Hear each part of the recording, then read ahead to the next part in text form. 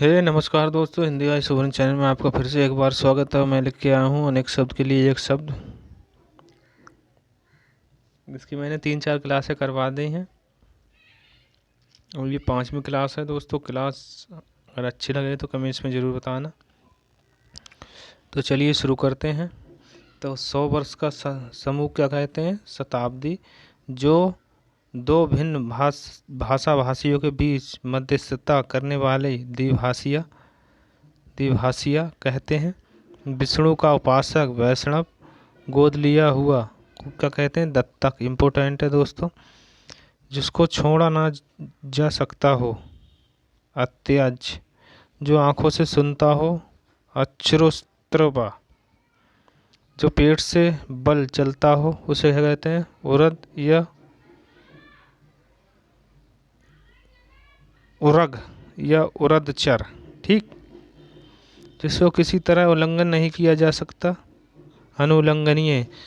जिसका उत्तर नहीं दिया जा सका, अनुत्तरित। चलिए अगला। जो वेतन के लिए बिना कार्य करे, अवैतनिक। जो किसी की एफजी में कार्य कर रहा हो, स्थानापत्र। जो उस पद पर होने के कारण किसी कार्य में रत हो, पदेन या प्रभारी। इम्पोर्टेंट है दोस्तों। जो कुछ समय के लिए नियुक्त किया गया हो, अंशकालिक। जो आदि अवधि तक काम करता है, अर्धकालिक कहते हैं उसे। जो किसी अन्य व्यक्ति के स्थान पर कार्यरत हो, स्थानापत्र कहते हैं। इम्पोर्टेंट है दोस्तों। चलिए अगला।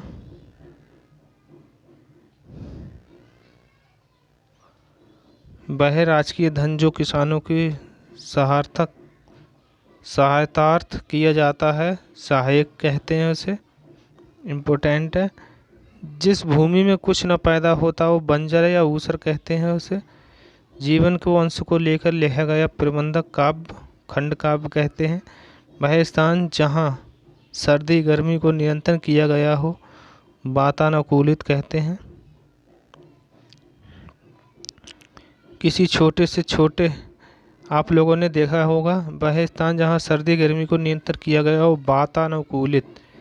आपने कभी भी ट्रेन में सफ़र किया होगा तो एसी कोचों में लिखा होता है वातानुकूलित। ठीक है दोस्तों, तो वही एसी चलती है उसमें। ठीक, उसे कहते हैं। किसी छोटे से छोटे काम में त्रुटि ढूंढना, छिद्रान्वेषी। इम्पोर्टेंट है। उत्तराधिकार में प्राप्त संपत्ति, रिक्त। ये भी इम्पोर्टेंट है। चलिए अगले चलते हैं। बाएं हाथ से काम करने वाला, सब्यसाची या डेबरा। दीन दुखियों को भोजन देने की व्यवस्था, सदाव्रत। ऐसी कन्या जिसे विवाह का वचन दिया गया हो, वाग्दत्ता। इम्पोर्टेंट है ये। जहाँ जाना कठिन हो, दुर्गम। इम्पोर्टेंट है। गुरु के समीप रहने वाला, छात्र, अंतेवासी। जो पृथ्वी संबंध रखता हो, पार्थिव। इम्पोर्टेंट है। जो लिखना पढ़ना ना जानता हो, अनपढ़। जिसके पास कुछ ना हो, अकिंचन। अगला।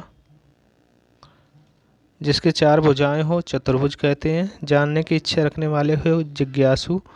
जो 2 बार जन्म लेने वाले को द्विज कहते हैं।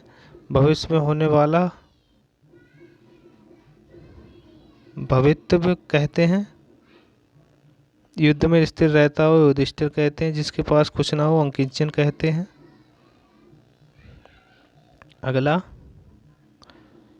जिस पर आक्रमण किया गया हो, आक्रांत कहते हैं। जिसकी पत्नी मर गई हो, विदुर कहते हैं। जो आंखों के आगे उपस्थित हो, अप्रत्यक्ष। जो मरने के इच्छुक हो, मुमुक्षु। जो किसी से न डरे, निडर कहते हैं। जो बूढ़ा ना हो, अजर कहते हैं। अंडे से जन्म लेने वाले को अंडज कहते हैं। जिसका कोई आधार ना हो, निराधार कहते हैं। अगला।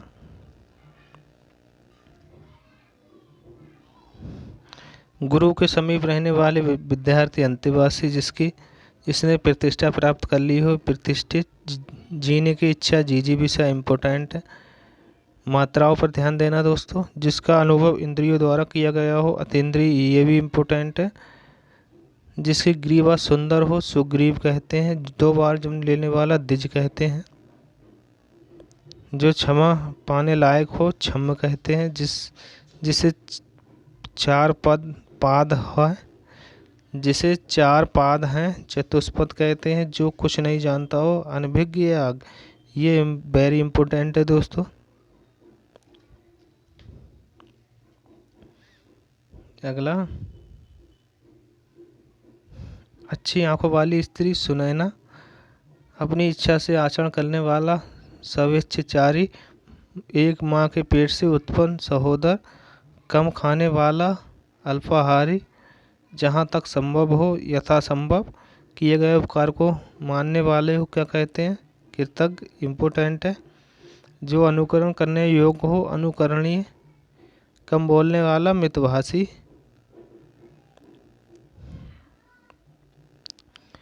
जिसका यश चारों ओर फैल गया हो, यशवी, पैर से लेकर सिर तक, अपाद मस्तक कहते हैं। इम्पोर्टेंट है दोस्तों।